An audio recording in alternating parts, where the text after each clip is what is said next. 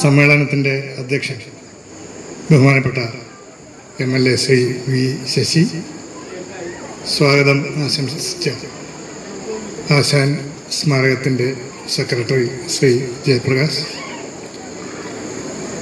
പ്രിയപ്പെട്ട ആദരണീയനായ George Onakkoor sir, ഉദ്ഘാടനം നിർവഹിച്ച ജയകുമാർ സാർ, വേദിയിലുള്ള ബഹുമാന്യരായ പ്രാസംഗികർ, ജനപ്രതിനിധികൾ, ആശാൻ സ്മാരകത്തിൻ്റെ ഭാരവാഹികൾ, സദസ്സിലുള്ള പ്രിയം നിറഞ്ഞവരെ എല്ലാവർക്കും നമസ്കാരം. നമ്മളിപ്പോൾ 21-ാം നൂറ്റാണ്ടിലെ ആദ്യത്തെ 25 വർഷങ്ങൾ പിന്നിട്ട് കഴിഞ്ഞ് 26-ാമത്തെ വർഷത്തിലേക്ക് കടന്നിരിക്കുകയാണ്. കുമാരനാശാൻ ജനിച്ചത് 19-ാം നൂറ്റാണ്ടിലാണ്, 1873. 20-ാം നൂറ്റാണ്ടിൽ അദ്ദേഹത്തിന് 25 കൊല്ലം പൂർണ്ണമായിട്ട് ഈ ഭൂമുഖത്ത് ജീവിക്കാൻ കഴിഞ്ഞില്ല. 1924 ഇവിടെ സൂചിപ്പിച്ചതുപോലെ അദ്ദേഹം പല്ലനയാറ്റിൽ ആ പ്രാണൻ ദേഹം അലിഞ്ഞില്ല, പക്ഷേ ആ പ്രാണൻ അലിഞ്ഞുപോയി. പക്ഷേ ഈ 2026 മലയാളത്തിലെ കാവ്യചരിത്രത്തെ നിരീക്ഷിക്കുന്ന ഒരാൾക്ക് ആരുടെയും വിശദീകരണങ്ങളില്ലാതെ മനസ്സിലാകുന്ന ഒരു കാര്യമുണ്ട്. ഇന്നും മലയാളത്തിൽ ഏറ്റവും കൂടുതൽ ചർച്ച ചെയ്യപ്പെടുന്ന കവി കുമാരനാശാൻ. പ്രത്യേകിച്ച് ഈ കഴിഞ്ഞ 25 വർഷം കേരളത്തിൽ നടന്ന സാമൂഹികവും രാഷ്ട്രീയവും സാംസ്കാരികവുമായ എന്തെല്ലാം സംഭവങ്ങളോട് ബന്ധപ്പെടുത്തി കുമാരനാശാൻ്റെ കവിതകൾ ചർച്ചാ വിഷയമായി. പ്രധാനമായിട്ടും ഈ 5-6 വർഷത്തിന് മുമ്പ് ചിന്താവിഷ്ടയായ സീതയുടെ ശതാബ്ദി സന്ദർഭത്തിൽ 1919 അത് പ്രസിദ്ധീകരിച്ചത്. അതിൻ്റെ ശതാബ്ദി സന്ദർഭമായപ്പോഴേക്കും കേരളത്തിൽ വലിയൊരു സാമൂഹ്യ വിക്ഷോഭം നടന്നുകൊണ്ടിരിക്കുകയാണ്. അത് ശബരിമലയിലെ സ്ത്രീ പ്രവേശത്തെ സംബന്ധിച്ചാണ്. ആ വിഷയവുമായിട്ട് ബന്ധപ്പെട്ട് കേരളത്തിൽ നടന്ന ചർച്ചകളുടെ എല്ലാം അടിസ്ഥാനത്തിൽ ഒരു അടിസ്ഥാന ശിലയായിട്ട് നിന്നത് കുമാരനാശാന്റെ ചിന്താവിഷ്ടയായ സീത. സ്ത്രീയുടെ സ്വാതന്ത്ര്യം എന്ന വിഷയം, ആധുനികമായ അർത്ഥത്തിലുള്ള സ്ത്രീയുടെ സ്വാതന്ത്ര്യം എന്ന വിഷയം നമ്മുടെ സാഹിത്യ ലോകത്ത് ആദ്യമായി അതിൻ്റെ തീവ്രമായ ശക്തിയോടുകൂടി ആധുനികമായ മാനങ്ങളോടുകൂടി അവതരിപ്പിച്ചത് കുമാരനാശാൻ ചിന്താവിഷ്ടയായ സീതയിലാണ്. അത് കഴിഞ്ഞ് എത്രയോ വർഷങ്ങൾ കഴിഞ്ഞ് ആണ് നമ്മൾ ഫെമിനിസ്റ്റ് ആശയങ്ങളുമായിട്ട് പരിചയപ്പെടുന്നത്. വെർജീനിയ വൂൾഫിനെ പോലെയൊക്കെയുള്ള ആളുകൾ യൂറോപ്പിൽ തന്നെ അവരുടെ ചിന്തകൾ അവതരിപ്പിക്കുന്നത് പിന്നെയും പതിറ്റാണ്ടുകൾ കഴിഞ്ഞിട്ടാണ്.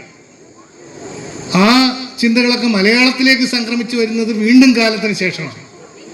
1940-കളിലും 50-കളിലും KS സരസ്വതി അമ്മയെ പോലുള്ള എഴുത്തുകാരികളാണ്, അല്ലെങ്കിൽ ആ ഒരു എഴുത്തുകാരി മാത്രമാണ് ആ കാലത്ത് സ്ത്രീവാദ ചിന്തകൾക്ക് അടിസ്ഥാനമായിട്ടുള്ള, അതിനെ അടിസ്ഥാന പ്രമേയമാക്കിക്കൊണ്ടുള്ള ധാരാളം രചനകൾ നടത്തിയത്, കഥകൾ എഴുതിയത്.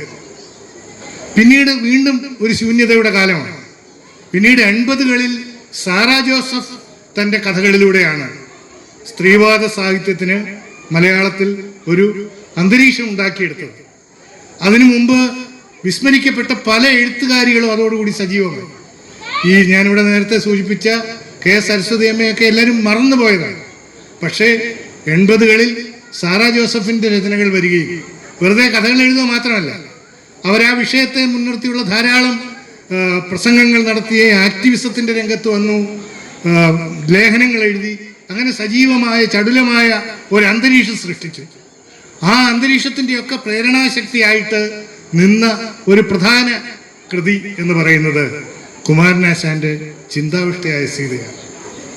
അത് അവിടെ തീരുന്നില്ല. ഈ കഴിഞ്ഞ 10, 30, 40 കൊല്ലത്തെ മലയാള സാഹിത്യം എടുത്തു കഴിഞ്ഞാൽ കുമാരനാശാൻ മുന്നോട്ട് വെച്ച പ്രമേയങ്ങളുടെ വിപുലനങ്ങളും ചർച്ചകളും അതിൻ്റെ ഉള്ളിലേക്കുള്ള കടന്നുചെല്ലലുകളുമാണ് കൂടുതലായിട്ടുണ്ടായിട്ടുള്ളത്.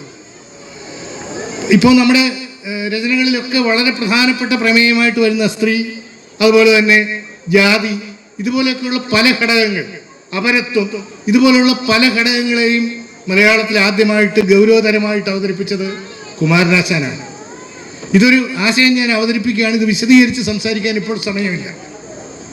അപ്പം ഇങ്ങനെയുള്ള ആ ഒരു ആശയം, കുമാരനാശാന്റെ സർഗാത്മകമായ അദ്ദേഹം അവതരിപ്പിച്ച ആശയം, ആ ആശയം ഇന്ന് പിൽക്കാലത്ത് അദ്ദേഹത്തിൻ്റെ തിരോധാനത്തിന് ശേഷവും ആ കവി മണ്ണടിഞ്ഞു പോയി. കവി ഇവിടെ ഭൗതിക സാന്നിധ്യമില്ല, പക്ഷേ കവിത ഇന്നും കൂടുതൽ കൂടുതൽ ജീവത്തായിട്ട് നിലനിൽക്കുന്നു. ഇവിടെ ഓണക്കൂർ സാറ് പാവയോ ഇവൾ എന്ന സീതയുടെ രാമനോടുള്ള ചോദ്യം പറഞ്ഞു. ഏതാണ്ട് ഒരു 1.5 നൂറ്റാണ്ട് മുമ്പ് ഇതേപോലൊരു ചോദ്യം, ഇതേപോലൊരു ഒരാൾ, ഒരു സ്ത്രീ, ഒരു ലോക സാഹിത്യത്തിലെ തന്നെ വളരെ പ്രധാനപ്പെട്ട ഒരു കഥാപാത്രം ഈ വീടിന്റെ കഥകടച്ച്, അകത്തളത്തിന്റെ കഥകടച്ച് സമൂഹത്തിലേക്ക് ഇറങ്ങിപ്പോയി. ആ സ്ത്രീയുടെ പേര് നോറ എന്നായിരുന്നു. അത് നോർവീജിയൻ നാടകകൃത്തായ ഇബ്സന്റെ കഥാപാത്രമാണ്. ആ നോറ അവളുടെ ആ ജീവിതം പറഞ്ഞ ആ നാടകത്തിന്റെ പേര് ഡോൾസ് ഹൗസ് എന്നാണ്. ആ ഡോൾസ് ഹൗസ് എന്ന ആശയം മറ്റൊരു തരത്തിൽ കുമാരനാശാൻ പറയുകയായിരുന്നു. ഇന്നും നമ്മുടെ വീടുകൾ, നമ്മുടെ സമൂഹം ഡോൾസ് ഹൗസുകളാണ്.